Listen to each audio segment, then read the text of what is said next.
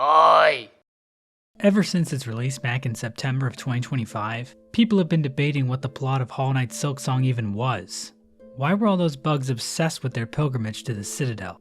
Who were those mysterious figures who seemed to be running the place? And just who exactly is this character? Why is everyone saying her name is Hornet and calling her a spider and a worm when she doesn't look like any of those things? This video intends to answer a good 70% of these questions. We will ascend through the land of Farloom, dissecting the game's dialogue and world in an attempt to wrangle a more complete understanding of Team Cherry's Metroidvania masterpiece. But with how recent this game is, please keep in mind that the theories shared here might be lacking a sort of refinement you would expect from deep dive lore videos about other, less recent video game releases. Also, please don't take everything I say in this video as gospel. I am just one of many people with theories, and nothing makes my words more inherently correct. So don't just automatically believe me when I say stuff like when the slab was built, or that the earth is round, or that now is actually a really good time to be investing in Ethereum. Oh, and this video will contain massive spoilers, not only for Hollow Knight Silksong, but also Hollow Knight. In fact, you kinda need to know a lot about Hollow Knight's story to really appreciate the story in Silksong. So if you need a refresher on Hollow Knight's lore, be sure to check out my Hollow Knight lore video first. This video also contains massive spoilers for the hit 2004 film, Shrek the Third. So if you need a refresher on Shrek the Third's lore, be sure to check out my Shrek the Third lore video first. This is the somewhat complete lore of Silksong. The story of Silksong begins with Silk, more specifically Grandmother Silk, a higher being described as the primal source of all silk. Silk in the world of Silksong is spun from the soul of its creator, and has the power to heal wounds, extend life, and weave powerful runes. Grandmother Silk is also described as a pale being. What exactly are pale beings? Some might have you believe they are great beings, worthy of praise above all others. But Hornet wouldn't necessarily agree with that assessment. While pale beings are immensely powerful, they don't always have the best intentions at heart. Pale beings are usually mainly interested in total subjugation from the bugs living beneath them. Hornet, a bug who is half pale being from her father, the Pale King, explains, "Devotion or destruction. These are the only fates my kind allow." And Hornet doesn't hold the pale beings in her life in particularly high regard. She calls her father, the Pale King, a fool in the Wingsmold Hunter's journal entry, and she admonishes his wife, the White Lady, inside the Red Memory. So yeah, Hornet complains about pale beings in her diary and also gets into arguments with them in her head, which sounds pathetic, but she really does have a point. But this desire for control among pale beings was no different for Grandmother Silk. We don't know exactly when or how, but at some point in the past, she appeared in the land of Farloom. And while we don't know the exact timeline, we do know her arrival led to the decline of other nearby civilizations. One such civilization was an order of blade bugs and hunters, ruled by Crust King Khan. At the height of their rule, Khan's order occupied half of the lands of Farloom. It seems Khan and his warriors were one of the last groups left to stand against Grandmother Silk's influence. But by the time Hornet arrives in Farloom, Khan's kingdom has been all but forgotten, and his lands eroded by sand. Another group taking up residence in the land of Farloom was the Scar, a tribe of ants united in service under the powerful warrior Queen Scarsinger Carmelita. While Hornet can still find members of the Scar tribe during her time in Farloom, they seem lost without a true nest, and uncertain if the song they hear is still Carmelita's. Carmelita herself can still be found, but her form has withered, her power faded by time. Judging by her withered body, she appears to be about 28 or even 29 years old.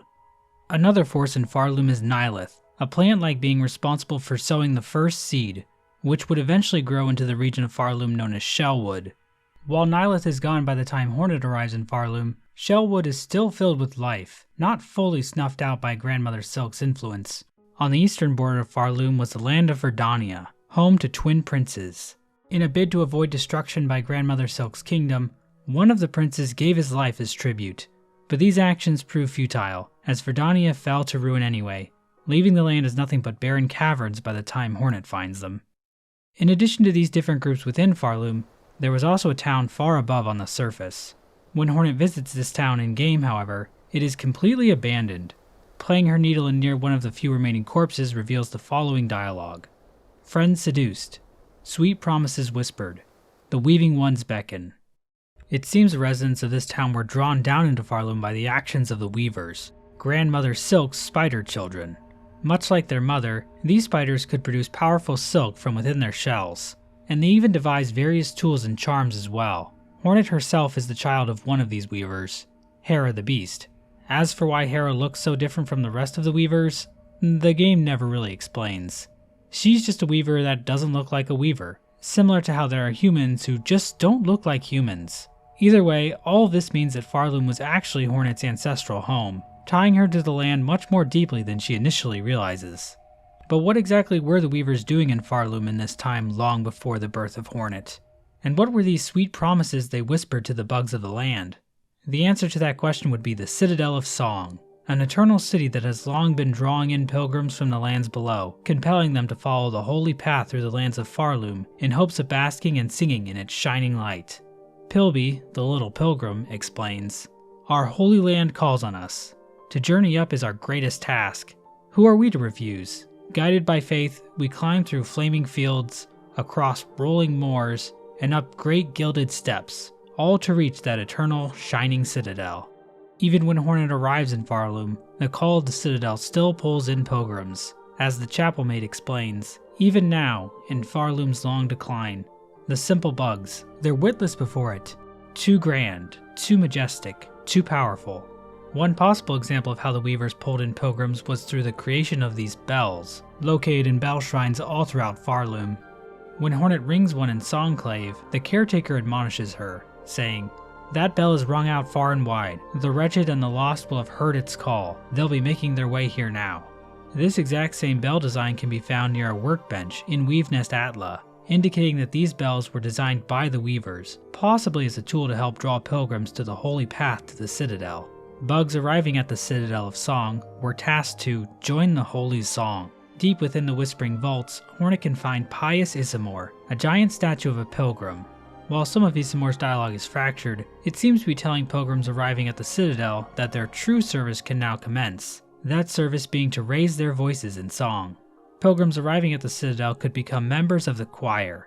Devoted members could even rise to the ranks of chorister, reed, and grand reed. They all joined in to see the Citadel's holy song sustained. But hidden beneath the beauty of the Citadel is a cruel system of subjugation designed to trap bugs into a life of endless toil.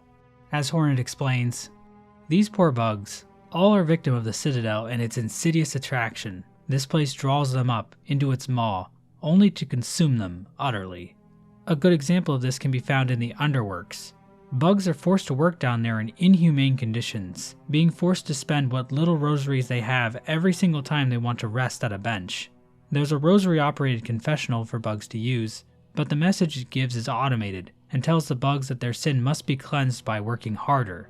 We can see this mindset internalized by Loam, a bug endlessly running on a treadmill, believing that the Citadel will eventually reward him for his hard work. "Me cannot rest. Us works and Citadel breeds, and them's above do sing, and all is right. And when us works enough, them sees it. Them sees it, and us gets us holy reward." Hornet can actually help Loam work by running on a nearby treadmill. After 45 seconds or so of running, a single rosary might pop out of the device, further illustrating how the faith of these bugs is exploited for labor. Another example of a bug fully buying into the Citadel's religion is the Old Penitent. The Old Penitent is a bug locked away in the Slab, a prison complex built to punish those convicted of sinning against the Citadel. But the Old Penitent doesn't view a situation that way, saying to Hornet, "Prisoner? I understand you not. There is no prison here. This is a holy place of forgiveness. Please, speak with reverence." Even after being freed by Hornet, he refuses to leave, saying, "By the grace of the Citadel, I am here as a penitent. Here I can hide from the shame of my sins, until they are withered away by time. Leave this place? Please, strike me down dead before you speak such blasphemy again." The Old Penitent also has the following Needleland dialogue. "From wastes, from darkness. Drawn down, blessed call. Sisters, accord. Silence above." This dialogue seems to indicate that the Old Penitent was one of the bugs from the nameless town above. He was drawn into Farloom by whispered promises, and found himself locked away in a prison cell he can never leave. But the cruelty of the Slab doesn't just end with the prisoners. Even the jailers are trapped here. The Old Penitent explains, They too are penitents. In a past age, that caste committed their own sacrilege against the Citadel, a sin long forgotten, but so grave that their offspring and the offspring of their offspring carry the guilt with them still. To serve here is their only hope of absolution. The fate of the Guardflies makes clear that the Citadel is just about using guilt and sin as justifications to force bugs into endless servitude. Hornet is generally a fairly nice person, always trying to help people and do the right thing, but even she has no sympathy for the Guardflies and genuinely wants them all dead. She's like me with grubs. Given what can happen to Hornet during the events of Silksong, I can't really say that I'm surprised she feels this way. Hornet even hopes that killing the matriarch of the jailers, Broodmother, will end their race for good. But if she returns to the Broodmother arena, it turns out a new broodling has already appeared to carry on the species. But for some reason, the game won't let Hornet kill the baby. This is an example of ludonarrative dissidence. But these aren't the only bugs born into a special kind of service. The Squirm of the Blasted Steppes were seemingly chosen by the Citadel to act as judges of the pilgrims approaching the Grand Gate. A lore tablet just outside a Squirm nest reads, "Bug born of Farloom, you have been chosen. May our Citadel's holy gilding harden your soft shell. Stand eternal as our arbiter, that no bug-bearing sin shall step within our sacred halls." If Hornet plays the needle in for the Squirm found here, they will beautifully sing, "Let's grow holy. Let's grow stronger. We are chosen. All are chosen. We will serve. All will serve."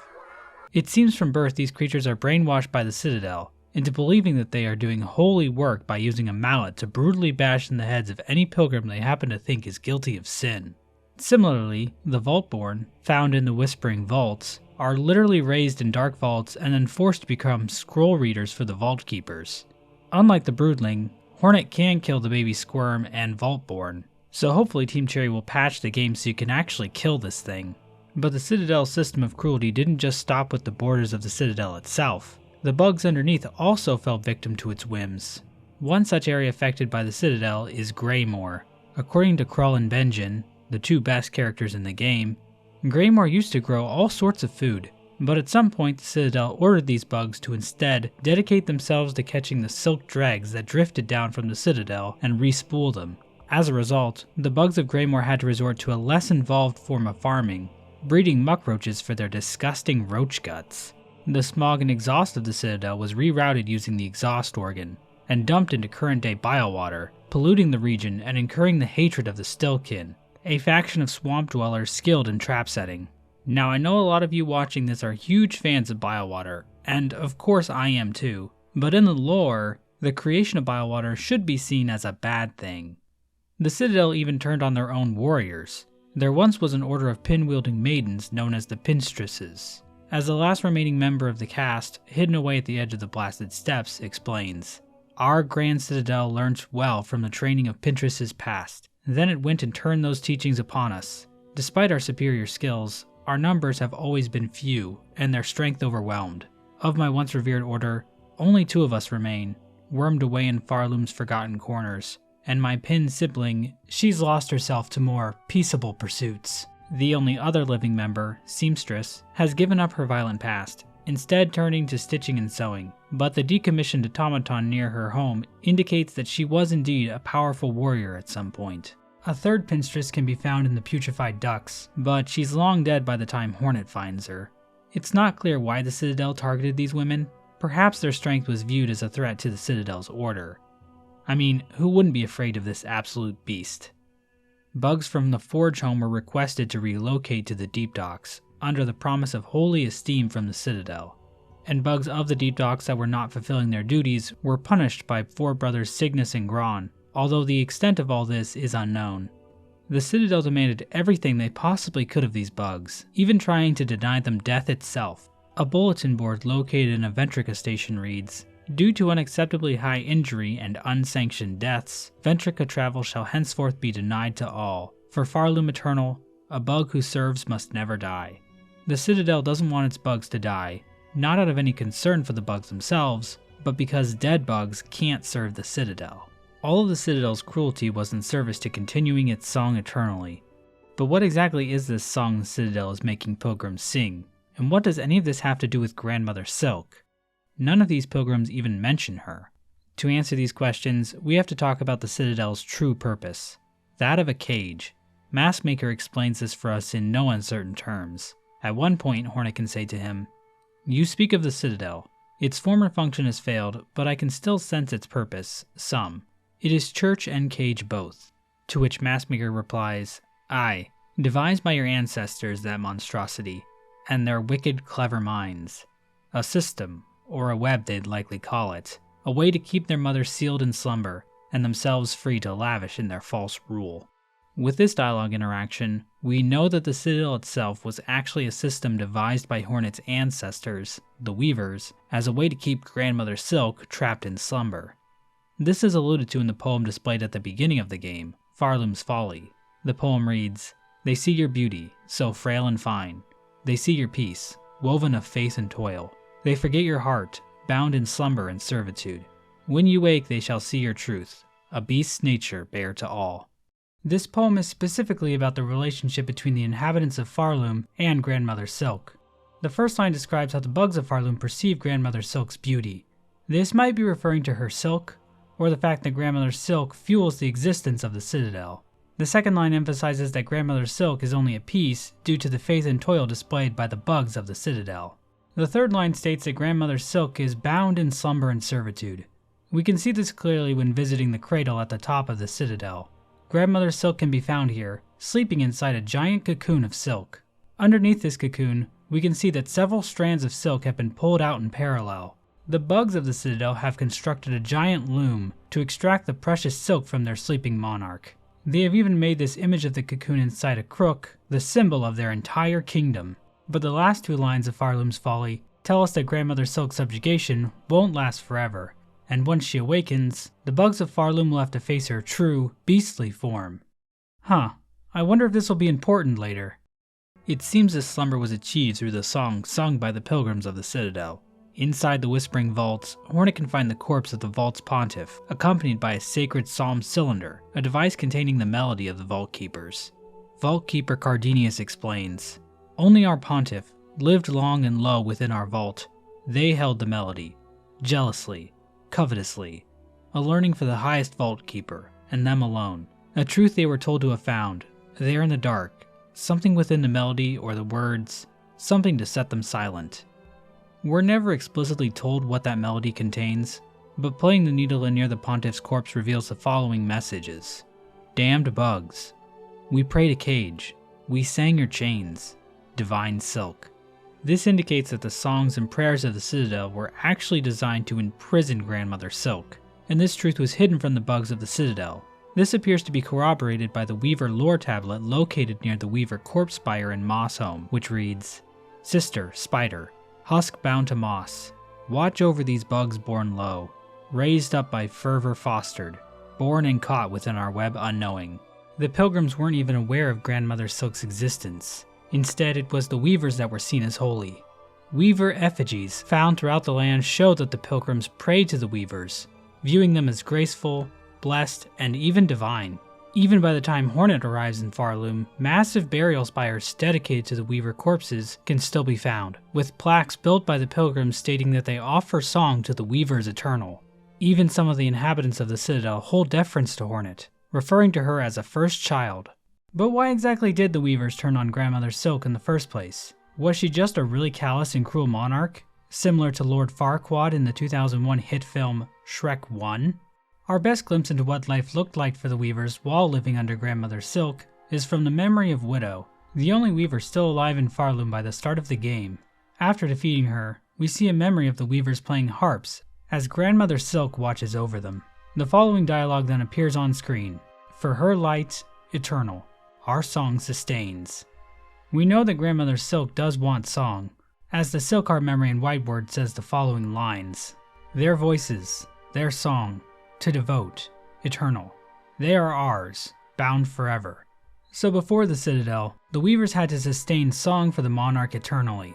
The Weavers must have felt trapped in this system and decided to create the Citadel, using a new song to put Grandmother Silk to sleep and enthrall the pilgrims of Farloom in their fake religion. Through this action, the Weavers not only obtained freedom from sustaining the eternal song, but they also came to perceive themselves as the rulers of Farloom.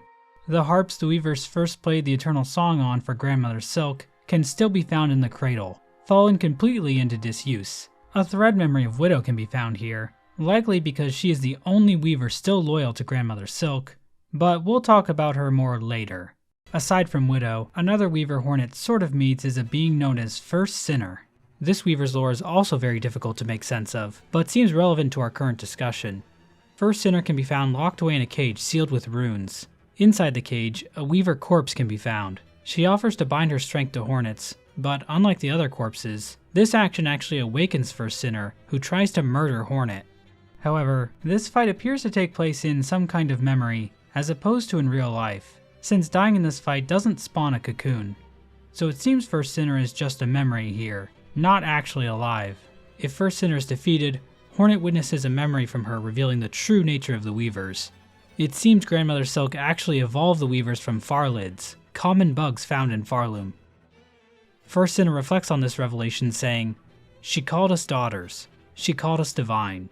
She lied." Hornet even mentions that the farlids remind her of herself in some way. First Sinner's rage seems to be a mixture of feeling cursed with silk, given to her by Grandmother Silk, and being cursed to know the truth of her nature. We also know she had the power to weave silk into blazing runes, which she uses extensively in her fight. As a side note, in the game's code and concept art for First Sinner, she is referred to as First Weaver. So perhaps First Sinner remembers the truth about the Weaver's origins because she was the first farlid to ever be transformed. So why was First Sinner locked up? The tablet placed over the cage says the following: Penitent, first of the first, guilty of the sin of apostasy, penance by constriction, absolution denied. One possibility is that First Sinner is the catalyst that set off the weavers turning against Grandmother Silk. Perhaps she was imprisoned by Grandmother Silk for calling her a liar and revealing her secret, and this convinced the other weavers to turn on her too. At one point, First Sinner mentions, "Our Silk, our rage," perhaps implying that she led the first resistance group against Grandmother Silk. This interpretation gives us a good motive for why the weavers turned on Grandmother Silk, but I have a few issues with it. We are told the Citadel was devised by the weavers, and describing First Sinner as a penitent feels very much in line with the Citadel. They are the ones who came up with the entire Faith and Toil system, not Grandmother Silk. Second, if Grandmother Silk chained up First Sinner, why is she still chained up now? Why wasn't she freed or given a proper burial? Third, we see the Citadel sigil, the silk cocoon, on the cage itself, further supporting that this cage was created by the Citadel. I think it makes more sense to say First Sinner was imprisoned by her fellow weavers. In this case, the sin of apostasy committed by First Sinner was claiming the weavers weren't divine. This revelation would have been devastating to the weavers' control of Farloom. They needed to be seen as divine by the pilgrims, so they decided to seal First Sinner away, regardless of whether or not they even believed her. I think this explanation ties in better with the information we have to work with. As for the "our rage" line, it seems First Sinner is mimicking a lot of the dialogue found near other weaver corpses. All the other weavers say, "our silk, our memory," not "our rage." First Sinner also calls Farloom accursed instead of haunted, and she kind of lies to Hornet about letting her bind her. So I think some of First Sinner's dialogue can be explained by her being a bit deceiving, compared to her sisters who are a bit more straightforward about what they want from Hornet. Alternatively, our rage could imply other weavers joined First Sinner's anger, but were also imprisoned by the weavers running the Citadel. Overall, I think First Sinner's fate is a reflection of just how far the weavers will go to cling onto their rule of Farloom. They would much rather imprison one of their own kin than admit the fact that they aren't divine beings. Perhaps that was the only choice they had to keep the web of the Citadel from collapsing. Regardless, it seems the Weaver's reign over the Citadel was not destined to last. We know at some point control of the Citadel was handed over to the Citadel bugs. Conductor Balador tells us this explicitly when he says, "The mantle of rule, claimed greedily from Farloom's fading first children, those bitter weavers. It was yoke, not crown." In Balador's possession is a rune harp, an ancient weaver recording instrument containing the last words of the weavers, which reads, "Sisters, spiders, the burden is past. These simple bugs shall bear it in full. Never to cease, never to silence. We shall die and wait and pray that one may come of silken strength enough to weave us free." This record and Baldor's comments tell us that running the Citadel was a difficult task, and at some point the Weavers decided to flee Farloom. In the lower lands of Farloom, Hornet can find strange gates barring access to various weave nests. In these weave nests, it seems the Weavers schemed against Grandmother Silk. In Weave Nest Atla in Moss Grotto, Hornet can find a lore tablet that reads, "This low her gaze escaped. Prepare, sisters, weave hope anew, that we might break free this accursed web born of our naive foundation." It seems at some point during their rule, it became clear to the Weavers that they could not keep Grandmother Silk trapped in slumber using song forever. Instead, they would have to devise a new plan to deal with her. One such plan was Eva, also found in Weave Nest Atla. Eva is a strange being confined to live her life within an iron shell. She is a child of the Weavers, but created from rune and shell instead of more traditional methods. There are two other aspects regarding the nature of Weavers I have yet to mention. First of all, it seems there are only female Weavers, considering they always refer to each other saying sisters. This is similar to how all Labubus are female. So that's pretty cute.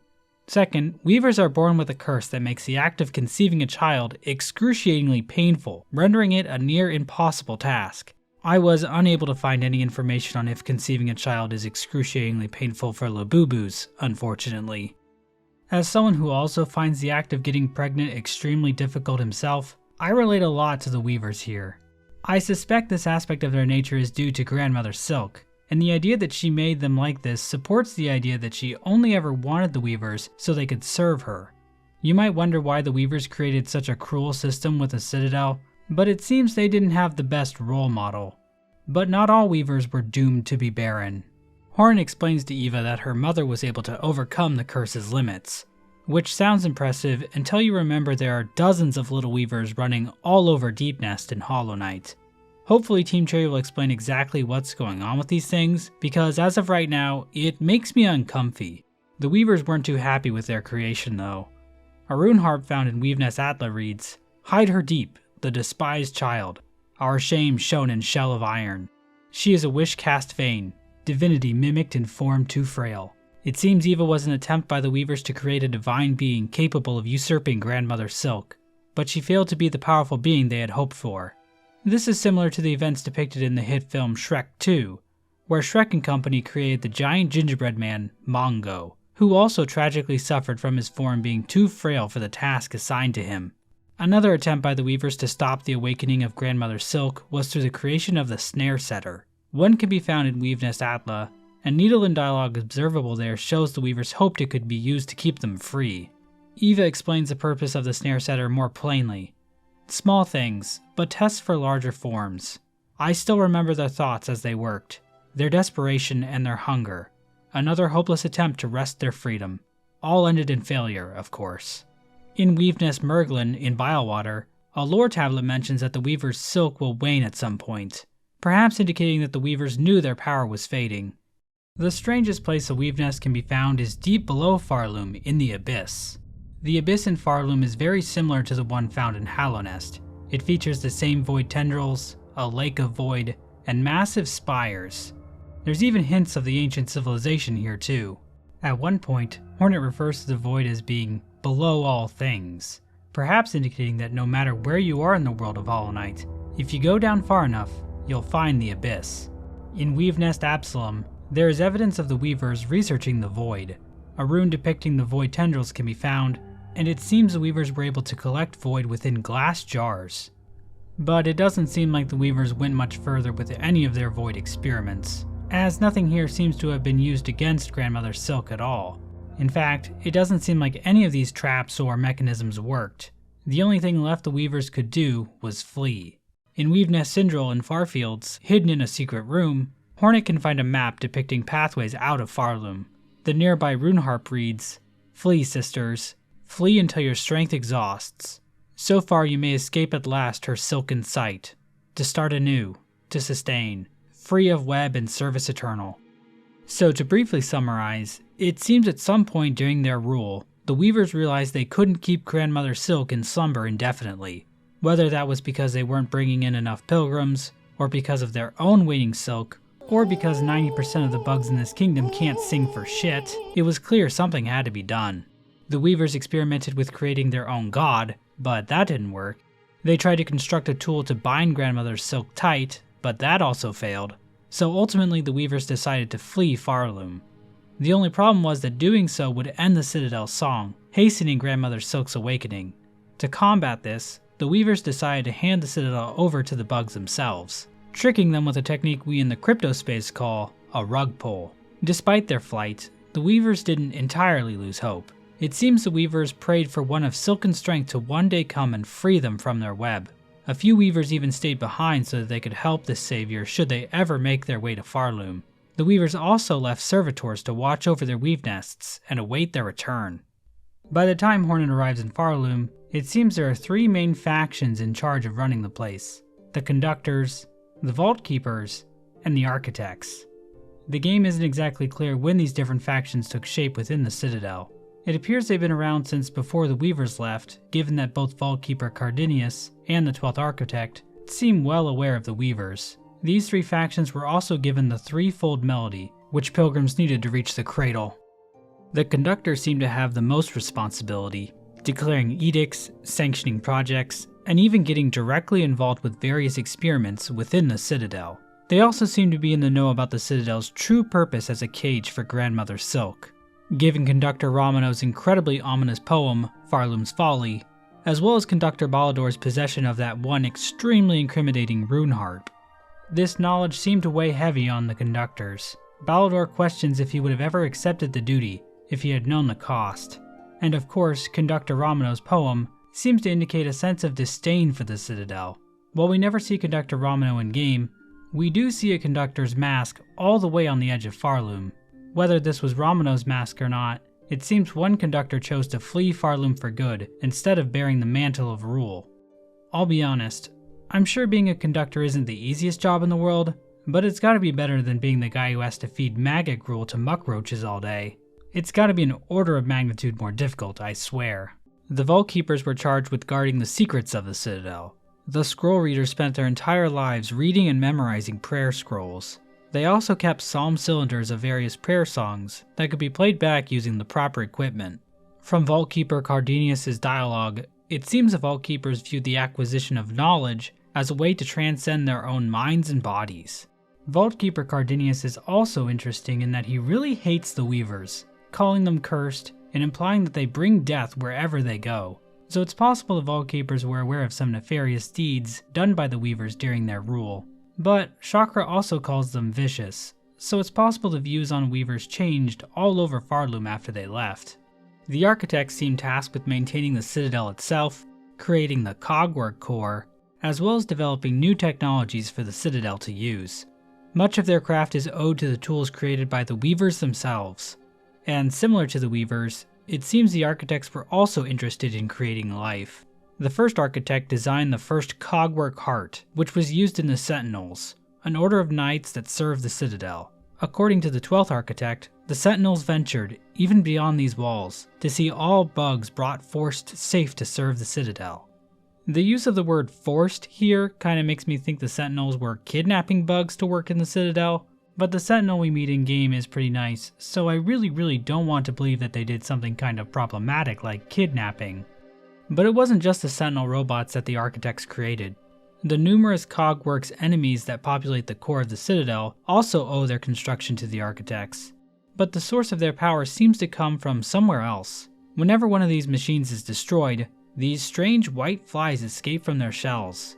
These flies are never directly referenced by anyone in-game, but in the files they are called silk flies, and these things show up all over Farloom.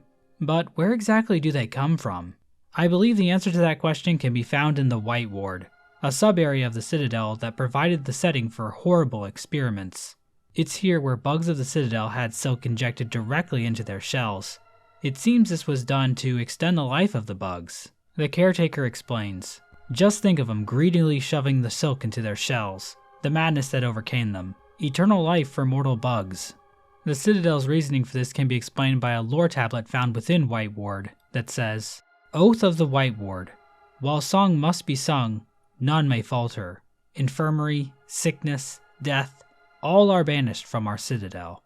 In other words, the Citadel couldn't afford to lose bugs to death because they needed to continue singing the song keeping Grandmother Silk in slumber. If bugs did die, their bodies were cremated so the silk could be recovered. This process of recycling silk over and over again caused the wills and pain of these bugs to live on through the silk, trapped in a state of torture even after death. But it seems the bugs of the White Ward went even further with their experiments. It seems the silk flies, found inside of the Cogwork's bugs, were also created here. Inside White Ward, we can find a strange device, referred to as a silk siphon within the game's code. Huddled around this device are these silk flies. We can also see silk flies trapped inside this container, and an identical container can be found in the center of the silk siphon. One of these containers can also be found on the ground next to the 12th Architect. Playing the needle in the silk siphon room reveals the following dialogue. One line in particular is interesting to me. To serve, beyond shell. To the right of this room is a chamber filled with hundreds of corpses. A choral commandment can be found at the end of the room, which reads, Bug of voice grown hoarse or shell fallen frail, you have been selected for duty most sacred. Become our light, our guide in darkness, that others worthy may climb to join the holy song. So it seems the Citadel was transforming the silk-infused souls of bugs into silk flies that could be used to provide light for the Kingdom of Farloom, as well as power the various automatons working within the core. Even massive constructs like the 4th Chorus release several dozen silk flies when they're destroyed. Given the silk flies seen on the 12th Architect's corpse after they die, it seems the Architects were also powered by silk flies. The only exception to this I've found is the Cogwork Dancers, which we know were created not from the soul of a Farloom bug, but from the soul of one of the princes of Verdania. When speaking to the Green Prince after defeating the Cogwork Dancers, Hornet says, his soul is now free from that shell of iron. It seems weavers were still in Farloom when the silk flies were created, since we can see a few of them in Weavenest Atla. We can even see some of them in the Carmelita memory, so it seems they've been around for a long time. We know that some things changed throughout the lifespan of the Citadel, but it can be difficult to track down exactly when these changes took place. For example, in one section of the Citadel, there's an unused statue base. The statue that used to be here was likely Pius Isamor, who was at some point hidden away within the Whispering Vaults. Pius Isamor mentions that the Citadel is built from simple stone, bare and unadorned, but that is certainly not the case by the time Hornet arrives in Farloom. So when did these changes happen? Pius Isamor does mention that the Citadel was bequeathed to the bugs by the Weavers. Bequeathing can mean to give something, but it also has a sense of handing something down. So it's possible the gilding of the Citadel didn't take place until after the Weavers gave control of it over to the Citadel bugs. But the wording is vague, and I don't get the sense that the Citadel bugs would necessarily be more interested in turning the Citadel into some gilded shining city than the Weavers were. One big change that almost definitely took place after the Weavers left was the completion of the Citadel Core, which seems to be referenced in the last edict of the Conductors, which reads, And lo, is eternity sustained. By Architect's Claw, we welcome that final form of dial and rotor, and soul gladly given, the perfect, unfaltering voice. The Cogwork Core is a massive structure of cogs and shafts in the middle of the Citadel. We know from the 12th Architect that the core was built to sustain the song. The core is filled with cylinders with pips on them, similar to what you would see in a music box. And we know from the Cogwork Clapper journal entry that there are bells and cymbals within the depth of the core. And at the very top of the core are rows of statues capable of producing song. So basically, the act of sustaining the eternal song could be done automatically using the core. Even the maintenance could be done by the Cogwork automatons. This might even explain why the elevator at the entrance to the Citadel goes down into the underworks instead of up into the Citadel proper. If pilgrims aren't needed to sing the eternal song anymore, they can just be directed down into the underworks. It seems this was the final state of the Citadel under the rule of the Conductors. Bugs were either toiling away in the underworks, locked away in the slab, or trapped as silk flies inside the Cogwork shells created by the Architects. The bugs themselves were replaced by the Cogwork Core, so not only was the religion itself fake, but the ones doing the worshipping were fake as well. The Citadel's promise truly was an empty one. As the caretaker puts it, inside and out, it's nothing but a grand gilded lie. And despite all the harsh schemes devised by both the Weavers and the Citadel Caste, Grandmother Silk continued to awaken from her slumber. Conductor Ballador admits to Hornet that this outcome was inevitable, saying, The mantle of rule, claimed greedily from Farloom's fading first children, those bitter weavers. It was yoke, not crown. Now in our Citadel silence, we share their truth. Only one monarch's claw ever clutched this kingdom, though we raised our voices to cry otherwise. The Citadel Caste was finally forced to face the same reality the weavers had. Even in her subjugation, Grandmother Silk was still the only true power in Farloom. At this point, it seems the Citadel finally fell silent, with only the automated Cogwork Core left capable of sustaining the song. But it wasn't enough. We aren't exactly sure when this happened, but at some point the land of Farloom became haunted by Grandmother Silk. Her threads reached down from the top of the kingdom, starting with the bugs in the Citadel, and eventually reaching all the way down to lower Farloom, binding the bugs of the land to her will. These threads can be seen occasionally when bugs are defeated, as well as when Hornet plays her needle in near them. But what exactly does the haunting do to these bugs? At the top of the marrow, Hornet can discover a mysterious building. Inside, a grunting bug and strange squelching sounds can be heard. An operating table can be found in this room as well. It seems a bug obsessed with the haunting started cutting into bugs to examine the effects of the haunting itself. This bug, known as the Learned Pilgrim, was actually going to have their own quest, but was ultimately cut from the game. But their findings can still be found written down on a lore tablet, which starts, "In the air, the water, everywhere. After generations and generations of using silk, Farloom has become covered in silk dregs. This can be seen most clearly in the Citadel." The tablet continues, "Inside their shells, twisted inside, guts, tightest around heart, pulsing rhythm."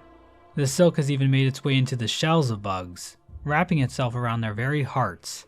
The presence of silk here is likely due to the experiments of the White Ward. Hornet and the Caretaker come to the conclusion that the threads implanted into the pilgrims from the experiments there would be carried down into their offspring, making the bugs of Farloom even more susceptible to the haunting. The tablet finishes, "Sick, alive, dead? Something worse. Deeper. Must look deeper." The haunting doesn't just enslave the wills of living bugs, but it can also reanimate bugs that have already died, allowing Grandmother Silk to puppet them from above. Under the haunting, bugs long dead rose to their feet to mindlessly continue the tasks they had in life. Pavo, from Bellheart, who was caught in threads in a similar way to the haunting, describes the experience as not particularly comfortable, saying, "It is difficult, upsetting even to think. Strange, sad memories, not my own, and my own thoughts smothered amidst the tangle. If one could choose to connect themselves to something grander, that curse may seem a wonder. For myself, it now seems a horror." According to the dialogue from the Silkheart Memory and White Ward, it seems Grandmother Silk is seeking union with the bugs of Farloom, so it makes sense that foreign thoughts would invade Pavo's mind as such. While the haunting's power was strong, it didn't enslave everyone. Some bugs like Pondcatcher Reed and Balo resisted the force that claimed their peers. It's not clear why some bugs were able to resist the haunting's power. Benjen and Krull, the two best characters in the game, share their own theories about it, saying, "The haunting? Oh, we's got that all worked out. Benjen and me are a right pair of philosophers when we bend our minds to it. It's faith that gets you. It's all caused by being too devout." Yeah, or maybe not being devout enough. Or maybe it's safest not to think about it at all. We could all learn a thing or two from these wise men. At some point, probably during the haunting, Grandmother Silk also created her own children entirely out of silk, Phantom and Lace. In the Silkheart cutscene after defeating Lace in the cradle, we get some dialogue hinting at Grandmother Silk's motivation for creating Lace. "Better a child spun mad than none. Better a child spun frail than none. Better a child spun pure than them. One to wish our waking. From our silk, a child born loyal." So it seems Lace was created to be a loyal replacement for the Weavers who betrayed Grandmother Silk in the past. Caretaker describes Lace as follows. "Look of a child and a mind to match, but her's been up wandering this citadel longer than most, even in its long silence, way 'fore you came and roused its ire." So Lace is kinda like a 1,000-year-old kid, like you see in those Asian cartoons. So that's kinda weird. But then again, the Knight in Hollow Knight is technically using the body of an unborn fetus when you think about it.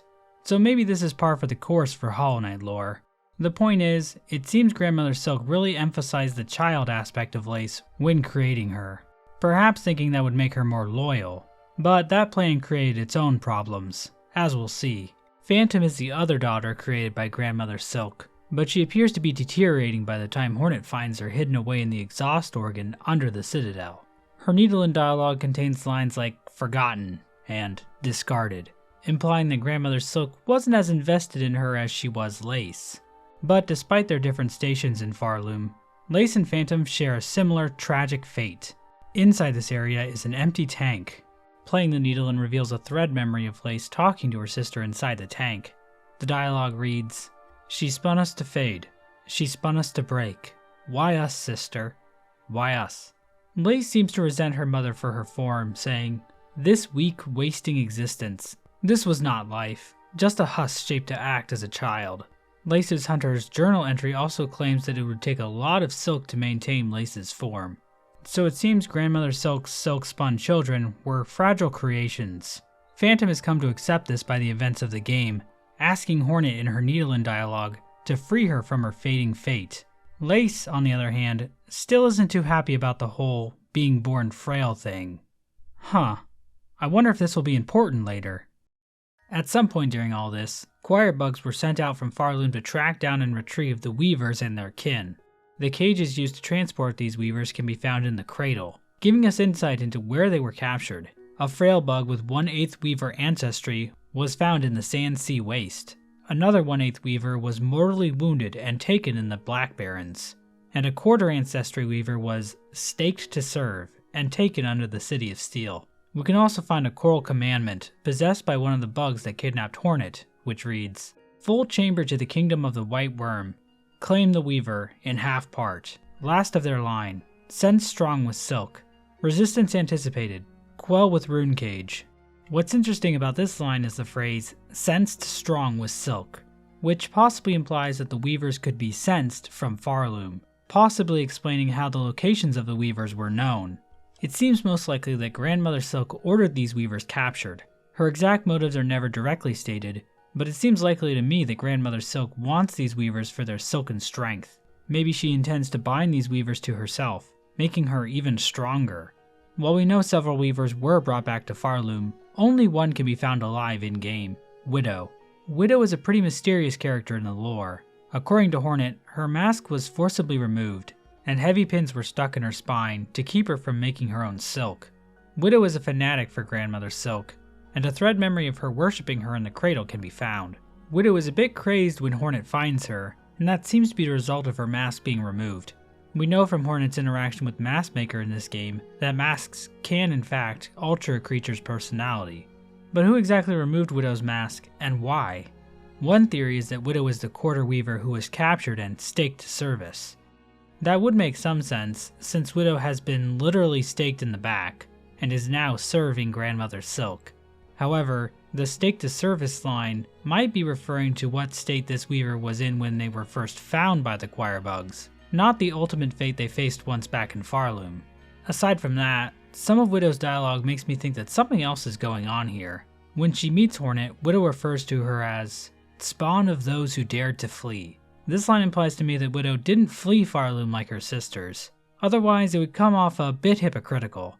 In her thread memory in the cradle, she says, "Of the first, the last," and "Our mother, true." These lines imply Widow has a much more direct connection with Grandmother Silk, as opposed to being only a 1/4 Weaver born somewhere outside of Farloom. I suspect Widow was the only Weaver still alive in Farloom after all the others fled. As for the removed mask and bounded silk, there are several possibilities. Perhaps Widow was punished by her fellow Weavers for continuing to support Grandmother Silk, even after she was put to sleep. Although, why wouldn't they just imprison her like they did for Sinner? Maybe Grandmother Silk cruelly had Widow punished for the crimes of her fleeing sisters, and then kept her around as a servant. Or maybe Widow did it to herself, forcibly pulling her own mask off, similar to pulling out one's own teeth, as some kind of demented demonstration of fealty to her mother. Nothing is strictly confirmed though, and I'll be curious to see what theories evolve around this character. As for the Weavers that did flee Farloom, it seems their goal was still to create a child that could usurp Grandmother Silk. One of these groups ended up in Deep Nest, where one of its members, Hera the Beast, became queen. Deep Nest bordered a larger civilization called Hollow Nest, ruled by the Pale King and the White Lady. At some point, the Pale King asked Hera to become a dreamer, a role which would require her to fall into an eternal sleep. Hera agreed, but only if the Pale King gave her a child. The exact details of what happened next are far too dangerous to discuss here on YouTube, so please type this URL into your browser if you really want to know. Either way, the result of all this was the birth of Hornet. We see during the Red Memory in Act 3 of Silksong that the Weavers were watching over Hornet closely, hoping to draw out her Weaver nature, saying, "Prove yourself more Weaver than Worm." But Hera challenged this, telling Hornet, "Ignore them, daughter. They're whispers. Greater, grander, Weaver, Guardian, Queen. Those are their desires, not your own. Certainly not mine. Only if you resist them, you might see it. Another hope, beyond." So it seems the Weaver saw Hornet's strength as a pale being, and hoped that she would finally help them defeat Grandmother Silk. Hera, on the other hand, seemingly had no interest in this plan, encouraging Hornet to forge her own path. There's just one wrinkle to all this I just don't understand. During the events of Hollow Knight, we see that the Weaver's den and deep nest is completely abandoned, save for one Weaver which can be spotted watching the night. According to the Weaver Song charm found in this area, these Weavers actually left Hollow Nest for their old home, Farloom, but if that's the case, what happened to them? The Weave Nest tablets make it pretty clear that they wanted to stay as far away from Grandma Silky as possible. The only possible indication of where the Hollow Nest Weavers went can be found in Weave Nest Absalom in the Abyss. In this Weave Nest, Hornet can find the Farsight item. This item allows observation over vast distances, and can tell Hornet the state of the world. In the real world, this would be a horrifying mass surveillance device, the likes of which only exist in fiction stories, like the classic novel 1984. But in-game, it basically means the player can now see the game's completion percentage. There are a lot of parallels that can be drawn between this item and the Pale King from Hollow Nest. The design of the object itself vaguely resembles him. The Pale King has an ability described as foresight, allowing him to know the future to some extent. The lore tablet he left for the Hollow Knight in the Black Egg Temple also gives the world sensibility, which allows the player to see the game's completion percentage. The rune effect in the Farsight cutscene also resembles runes we see in the cast-off shell. So it's possible the Weavers designed this device after encountering the Pale King in Hollow Nest and returning to Farloom. But if that's the case, where are they? Another possibility is that the Weavers encountered a different worm than the Pale King, and that's what inspired them to build the Farsight. We just don't have quite enough information to say for sure. One way or another, Chorus bugs were sent to Hollow Nest. They eventually captured Hornet within a rune cage, and carried her all the way back to Farloom. And now we finally made it to the events of Silksong proper. It's at this point I want to thank a few people for their help on this video, talking lore with me and sharing ideas, as well as the Hollow Knight wiki community in general, for just being really cool. Also the modding community as well. It took a bit of time for the wiki and mod communities to build up around Hollow Knight when it released back in 2017. So it's been awesome to watch the community tear Silksong apart like a pack of ravenous hyenas on the Serengeti. It honestly brings a tear to my eye, and I don't even cry that much anymore. As the party arrives in Farloom, a silkfly appears out of nowhere and breaks the rune on Hornet's cage. Hornet escapes from her captors and begins her long trek up to the Citadel, telling the chapel maid, "Then I shall seek their Citadel. If the veiled bugs would go to such lengths to bring me here, I intend to find out why." Along the way, Hornet will meet beloved characters, such as Quiet Pilgrim, Fearful Pilgrim, Aged Pilgrim, Tall Pilgrim, Solemn Pilgrim, Worried Pilgrim, Dejected Pilgrim, Wary Pilgrim, Exhausted Pilgrim, Pilgrim Preacher, Humble Pilgrim, Scared Pilgrim, Horned Pilgrim, and everyone's favorite, Mort. She'll also find corpses of her dead ancestors, who have waited for her arrival so they could share their strength with her in hopes that she may dethrone Grandmother Silk. Hornet will also face some of her greatest threats yet, such as lava, spike traps, thorns, rocks, bells, steam, and other such obstacles worthy of challenging a godlike being such as Hornet. Hornet can bear witness to many strange rituals along her way. She can find pilgrims enthralled in worship, she can break bread with bugs still in control of their senses, and she can even learn to play almost 10 whole songs on her needlein. Hornet can even stumble upon a strange cult of burning bugs obsessed with flame. Deep within the thicket, Hornet can find the father of the flame, a giant totem and god containing the burning corpse of an aged bug. Huh, I wonder if this will be important later. Depending on how she ascends Farloom, Hornet can also be attacked by Lace in Deep Docks. Lace is conducting silk flies in this scene, perhaps indicating that she is the one who freed Hornet from her cage at the start of the game. Lace seems jealous that her mother is more interested in Hornet than her, so she has decided to kill Hornet to keep her from reaching her mother at the Citadel. However, if Hornet takes a different route to the Citadel, Lace will just show up and taunt her without actually fighting her. A true hater. In her journey, Hornet may also come across Haunted Bellheart, a town whose citizens have been strung up by silk into the air. Hornet describes a situation like this. The thread sickness. I've seen its like upon the roads, but there it does not discriminate. The curse that strikes the town, it is driven, focused, a cold use of silk at a concerning scale. Upon investigating the area, Hornet discovers the culprit, Widow. While not the source of the silk itself, Widow can play music upon it to manipulate the silk to her whim. Widow curses the town as a gift for Grandmother Silk, and now sees Hornet as another offering she can give her mother.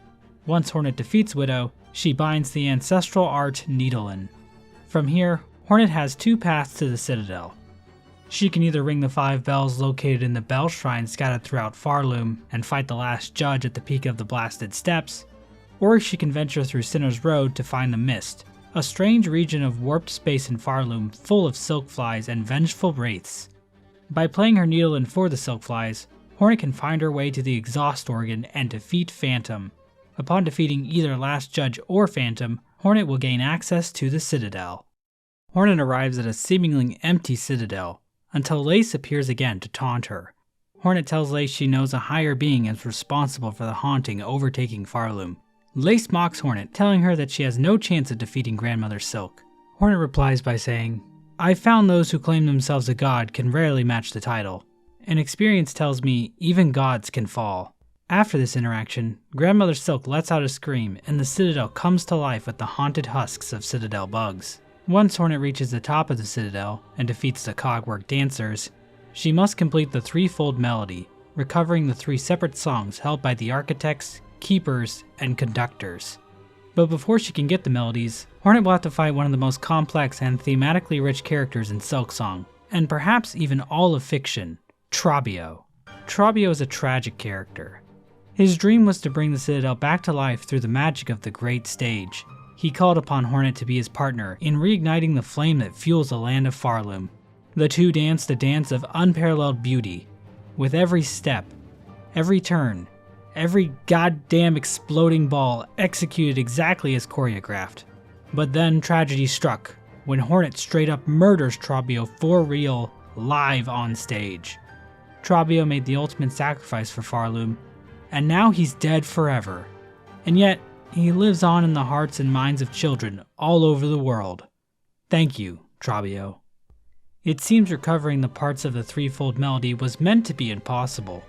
Hornet mentions that the climb through the Cogwork Core to reach the Architect's melody would be near impossible for a normal bug, and Vault Keeper Cardenius even outright states it was against the law for a Vault Keeper to share the Vault Keeper's melody with a non-Vault Keeper.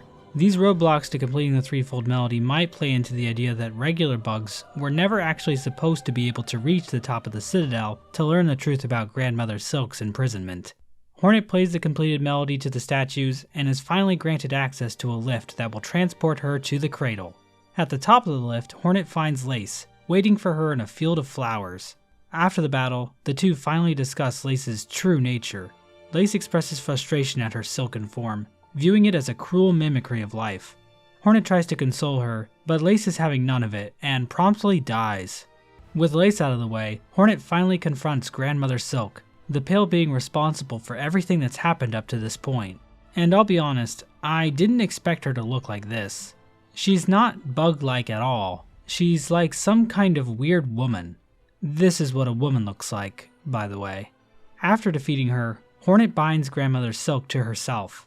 As she does so, her crest expands immensely, and her masks transform into Weaver-style ones.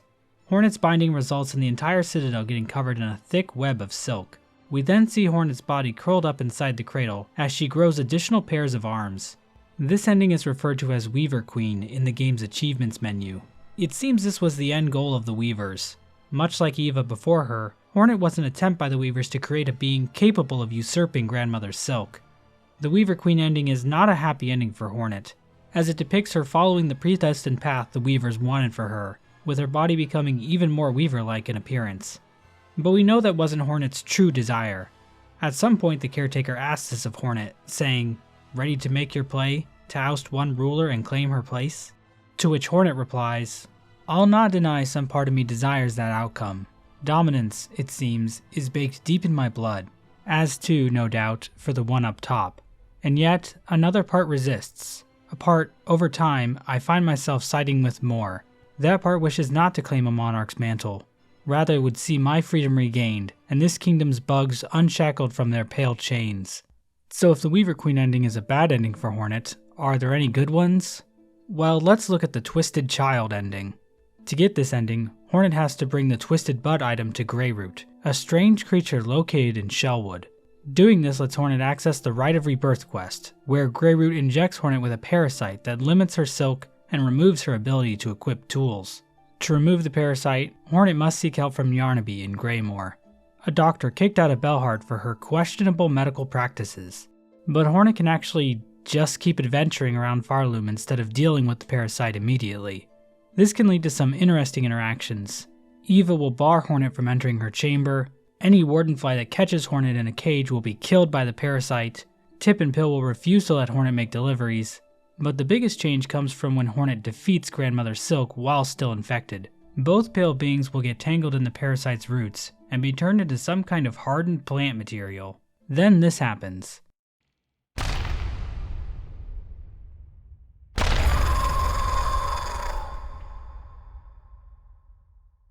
So I don't think that's a particularly good ending either. But the bad endings don't stop there. There's actually another ending that was cut from the game called Strung to Serve. From what information I've seen, this ending was originally going to trigger if Hornet hadn't rung enough of the Bell Shrine bells across Farloom. There's a cut line from Caretaker implying these bells weaken Grandmother Silk. In the final game, these bells just unlock one of the two paths to the Citadel, so they aren't quite as important as they might have been earlier in the game's development. In this ending, Grandmother Silk overpowers Hornet at the end of the battle. We get a shot of what appears to be some kind of fusion between the two beings. This being then sends threads down to the hapless pilgrims below. So in this ending, it seems like Grandmother Silk succeeded in taking Hornet's strength and is now free to enslave all of Farloom to her will. So that's a really bad ending. But don't worry, I'm sure the next ending will be good, right? Well, no, it's not a good ending. It's honestly not even really an ending. If Hornet helps enough people in Farloom, the Caretaker will eventually suggest to her a method to trap Grandmother Silk. This involves collecting the souls of the Caretaker's remaining relatives left in Farloom. These souls include the Chapel Maid in the Moss Grotto, the Bell Hermit underneath Belhart, and a deceased bug whose soul can be found in Bilewater. Both the Chapel Maid and the Bell Hermit give their souls willingly, but the remaining soul, the Seeker's soul, is a little more difficult to obtain. At some point this bug traveled into Bilewater to seek the help of the Stillkin, but instead of working with this bug to fight against the Citadel, the Stillkin killed him and took his soul. Hornet has to infiltrate the Stillkin's home, Bilehaven, and defeat them and their leader, Grohl the Great. Now I have the feeling people are going to try and make the Stillkin out to be the bad guys here. But I'll be honest, if the Seeker was anything like the Caretaker or the Bell Hermit, I don't blame the Stillkin for doing what they did. I will stand with Grohl the Great here, and I hope you do too.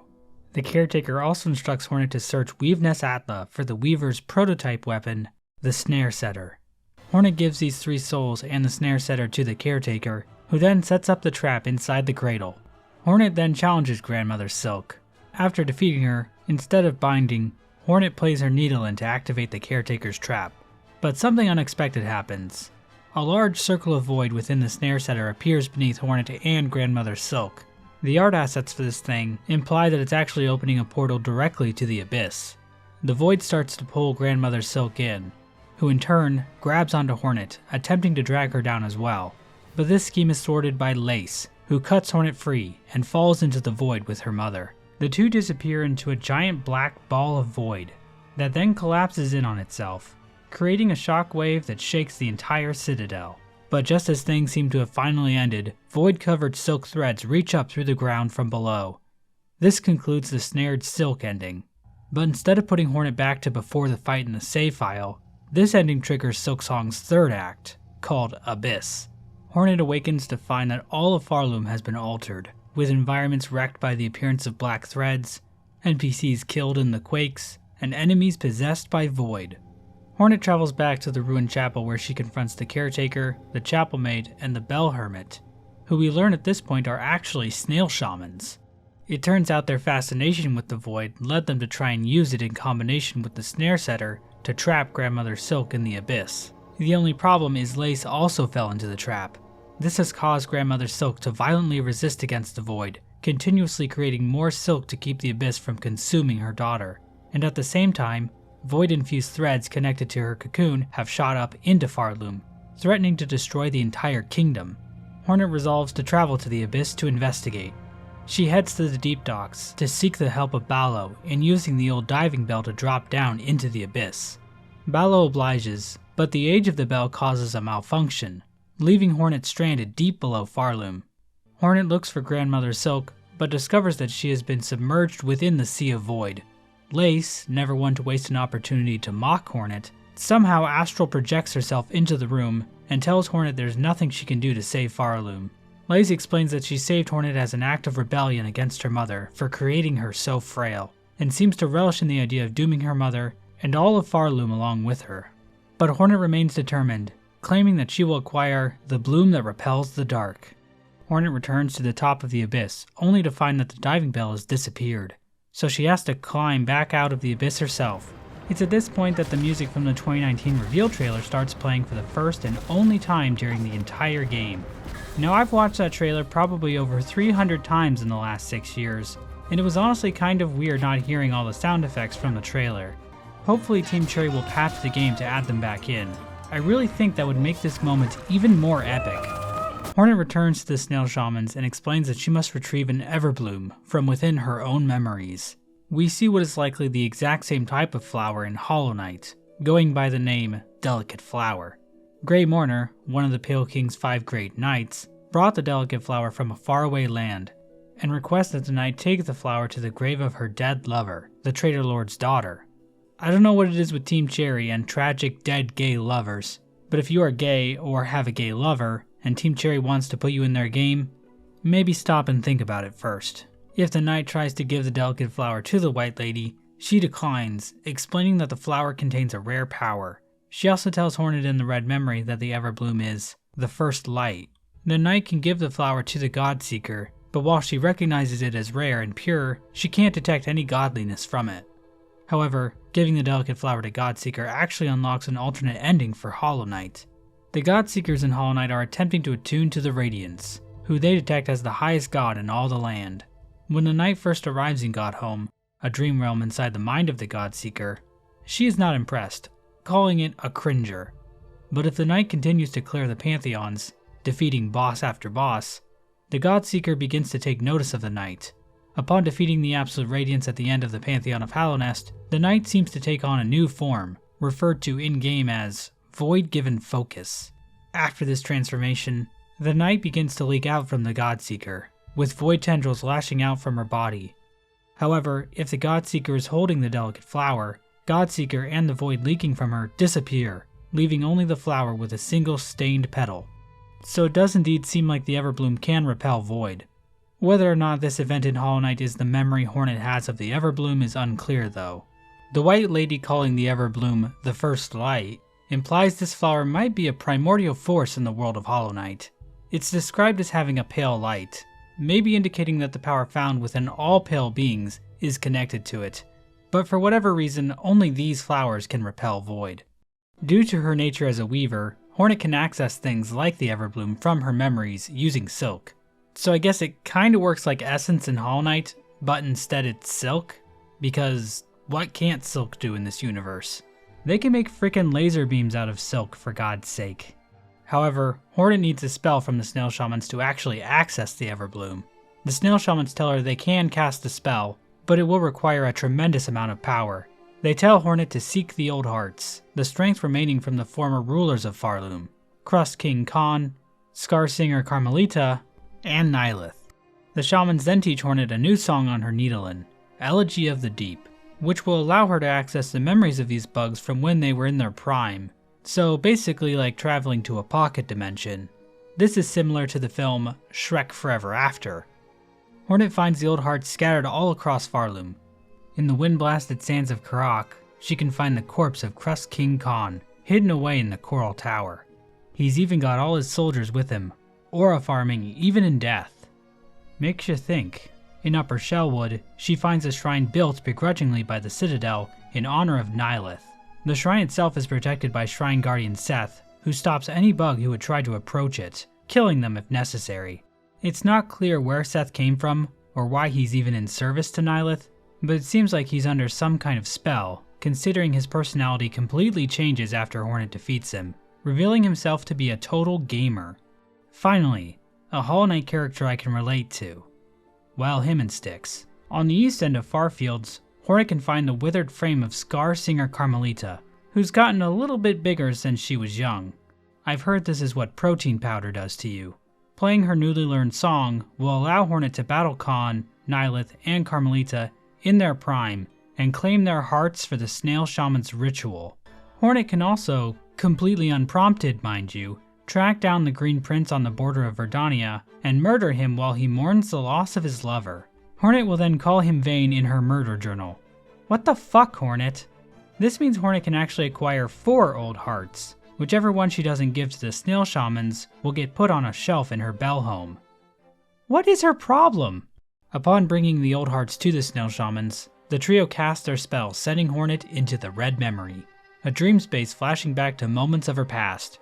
We see the Weavers influencing Hornet from a young age, encouraging her to embrace her Weaver heritage.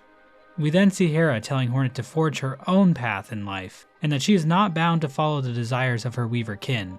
Good mom. We then see Hornet training with Hive Queen Vespa, the ruler of the Hive, a location hidden away in the far reaches of Hallownest. The idea that Hornet was trained by Vespa was mentioned by Ari Gibson all the way back in 2017, but he implied the relationship might not have applied anymore. But 8 years later, Team Cherry has finally confirmed it. Now, you might think that this interaction finally explains why Hornet's name is Hornet, but the game technically doesn't indicate that anywhere in Vespa's dialogue. For all we know, Hera just named her that. At the end of the Red Memory, Hornet confronts the White Lady, who defends her actions regarding the creation of the vessels. In case you forgot this minor plot point from Hollow Knight, the Pale King and the White Lady created the vessels by dropping their children into the abyss and allowing the void to hollow them out. One vessel was chosen to contain the Radiance, a vengeful moth god who has infected the kingdom of Hallownest with a sickness that preys on the minds and dreams of its citizens. Not only does this plan fail, as the Hollow Knight wasn't pure enough to contain the Radiance, but countless more vessels, including the player character from the game, were abandoned in the abyss. Hollow Knight's story is about the player character, the Knight, coming to terms with its past and deciding the fate of Hallownest on its own terms. So, all things considered, not the best showing by these two higher beings. And Hornet even calls the White Lady out here, saying she would never resort to such a weak scheme for salvation. The White Lady responds with pity, and finally offers Hornet the Everbloom. I think this sequence serves as Hornet rejecting the excuses of her divine kin. It seems Hornet views their actions as coming from a position of weakness, while Hornet has come to find the strength to craft the world exactly as she dreams it. And through that strength, Hornet will choose to save another from the void, instead of sacrificing an entire generation of offspring to it. Hornet's resolve is reflected in the journal entry for Lost Lace, which reads, "To quell the mother's rage and see this kingdom saved, I will claim her back. This one the dark shall not take." Hornet awakens in the Snail Shaman's hut, but all 3 of them are now gone, save for their shells. They seem to have used all their energy when casting the spell, and faded away. Let's have a moment of silence for the Snail Shamans, who bravely gave their lives for Farloom. Anyways, here's my tier list for them. With the Everbloom in hand, Hornet returns to Deep Docks, where Ballo has fixed the diving bell. Hornet descends into the abyss again, where Lace stops her to chat one more time, saying, "Take the final plunge, Spider. Join us in my drowning palace, and let Oblivion swallow us all." Hornet rebuffs Lace, saying, "Oblivion may take you, child. My own life I shall not sacrifice. I have survived the fury of your land. I have borne its barbs and its blades, and I have seen wonders behind its dangers. But always, child, I remain a daughter of Hallownest, and the void below all things, that darkness I will fear no longer. This is the last line of dialogue in the game before the true ending, and it's also the only time in the entire game the word Hallownest is spoken, which, considering Hollow Knight is 8 years old at this point, I think legally qualifies as nostalgia bait. You hate to see it. Hornet then begins her descent into the lake of nothing below. Hornet arrives in a silken sphere created by Grandmother Silk. The pale monarch can be seen inside, bare of silk. Lace finally appears, but this time corrupted by void, referred to in-game as Lost Lace. Hornet proceeds to beat the crap out of her, slowly freeing her body from the corrupting void. Once Lace is finally cleansed by Hornet's blade, Hornet asks Grandmother Silk to give her enough silk so that she can escape the Sea of Void and return Lace to safety. However, as Hornet and Lace rocket through the void, the petals of the Everbloom disintegrate. The ever-hungry void tendrils take this opportunity to strike, but are stopped by none other than the Knight, who has arrived in Farloom with the rest of the Shades. We even briefly see the Knight's focused form, indicating that the Knight has likely been elevated in power by the ritual of Godhome in this timeline. We never really got a sense of the Knight's desires in the events of Hollow Knight, but I feel the Dream No More ending was about the Knight and its siblings destroying the Radiance, not because they wanted to save Hallownest or anything, but because they wanted to free the Hollow Knight from its suffering, trapped in the Black Egg, separated from its siblings. The Knight also choosing to help Hornet, another one of its siblings, implies that the Knight really does care for her. And it's not like Hornet also didn't help the Knight as well, guiding it towards the King's brand so it could learn the truth of its conception. So the Knight helping Hornet here is another example of how Hornet helping others leads to the world of Hollow Knight being a better place, at least in some ways. The Knight returns Hornet and Lace to the surface, the void threads around them dissipate, the two awaken, and Lace has a bit of a laugh while Hornet hits her with the Weaver Stare. This ending is called Sister of the Void. Farloom and its White Knight have been saved from complete destruction, and the system of endless song and toil has finally been eradicated. But now that we've talked about Silksong's story in detail, just one question remains. What is this game even about? Maybe it's a story about lineage, and how we shouldn't let our ancestors decide our fate. Or it might be a biting criticism of how religion is a tool used by the powers that be to extract labor from the unwitting proletariat. It could be an examination on the nature of truth and how the web of lies we spin will inevitably ensnare us. Perhaps it's a story about the relationship between mothers and daughters, and how mutual love and respect should be shared between them, with no strings attached. Or maybe spiders are just assholes.